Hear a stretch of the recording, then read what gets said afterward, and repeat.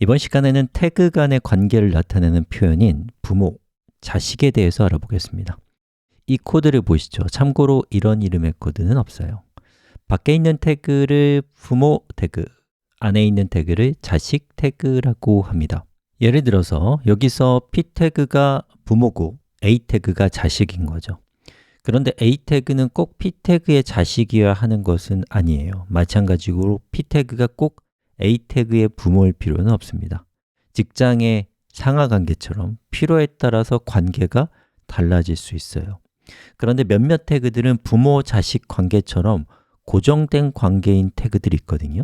이번 시간에는 그런 태그들을 살펴볼 것입니다. 자, 먼저 우리 기획서를 한번 보시죠. 자, 여기 기획서상에서 아직 진행되지 않은 이 부분을 완성을 해보자고요. 자, 여기를 보시면 일종의 메뉴죠. 그런데 HTML에는 메뉴라는 태그는 없거든요. 그러면 이걸 어떻게 표현할까 고민되죠. 자, 이럴 때는 이 웹페이지를 문서라고 생각하셔야 돼요. 자, 이 부분이 문서라면 무엇일까? 목록이 아닐까요? 맞아요. 우리 목록을 추가해 봅시다. 자, 1번 HTML 그리고 줄바꿈이 필요하잖아요. 목록이니까. 그러면 BR 2번 CSS 그리고 BR 3번 자바스크립트 BR 이렇게 하고 저장을 했습니다. 자, 그리고 리로드 해보면 잘 보이죠? 이렇게 하면 됩니다. 잘 하셨어요. 자, 그런데 HTML을 고안한 사람들은 목차를 표현할 때 쓸 수 있는 태그를 마련해 뒀습니다. 그럼 우리는 그걸 써야 돼요. 그래야 웹페이지가 더 가치 있게 되거든요. 목록은 리스트죠. 앞에 두 글자는요, li입니다. 자, 그럼 우리 코드를 또 바꿔볼까요? 우선 BR 태그를 다 지워볼게요. 잠깐 선물. 자, 이 BR 태그를 선택하고요. 윈도우를 쓰시는 분들은 Ctrl D를 누르시고 맥을 쓰시는 분들은 커맨드 D 키를 누르시면 누를 때마다 같은 이름의 코드가 선택돼요. 그리고 지우기를 하면 한 방에 지워집니다. 선물 끝. 자, 그 다음에 각각의 태그를 li 태그로 감싸 볼게요. 자, 꺽쇠 li.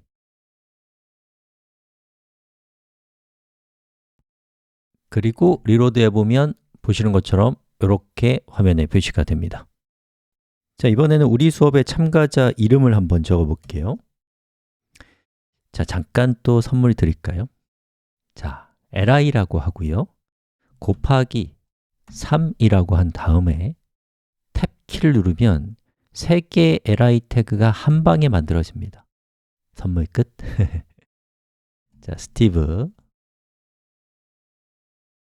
자, 그 다음에 제인.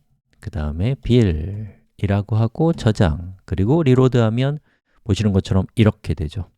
자, 그런데 이렇게 했더니 수업의 목록과 참가자의 목록이 구분이 안 돼서 좀 불편해요. 그렇지 않나요? 구분이 안 되지 않나요? 자, 목록은 다른 목록과 구분할 수 있도록 경계가 필요해요. 이때 사용하는 태그가 ul 태그입니다. 한번 해볼까요? 자, 이렇게 ul 그리고 이렇게 ul 밑에도 마찬가지 이렇게 하고 이렇게 하고 선택하고 탭 눌러서 들여쓰기. 자, 저장하고 리로드하면 짜잔! 보시는 것처럼 목록과 목록이 시각적으로 구분되는 걸 볼 수 있죠. 자, 보시는 것처럼 li 태그는 ul 태그를 꼭 필요로 해요. ul 태그 역시 li 태그가 없다면 존재 가치가 없습니다. 이 둘은 부모, 자식처럼 아주 밀접한 관계라고 할 수 있습니다. 자, 그런데 이 코드에서 수업의 목록을 자세하게 한번 보시죠. 자, 코딩 공부를 할 때는 항상 극단적으로 생각하셔야 돼요. 극단적이지 않은 경우에는 굳이 코딩할 필요가 없거든요. 만약 수업 목록이 3개가 아니라 1억 개라고 생각해 보세요. 여러분이 1억 개의 항목을 간신히 완성했다 치는 거예요. 그런데 누가 여러분한테 여기 있는 첫 번째 항목을 지워달라고 하면 기분이 어떨까요? 또 어떻게 처리해야 되나요? 이렇게 하겠죠. 이거 지우고 그렇게 하면 끝인가요? 얘를 1로 바꾸고 얘를 2로 바꿔야 돼요. 한 개에 1초씩 걸려도 1억 개면 4년이 걸립니다. 자, 이런 상황에 처해 있다면 얼마나 절망적일까요? 바로 이런 절망감 속에서 우리를 구원해 주는 것이 코딩입니다. 자, 우리 예제를 변경을 해볼까요? 자, 요거 뒤로 돌리기 해서 다시 옛날로 돌렸고요. 이 밑에 있는 요 참여자는 더 이상 필요 없으니까 지워버렸어요. 지웠고요. 자, 여기 있는 이 숫자를 일단 지우고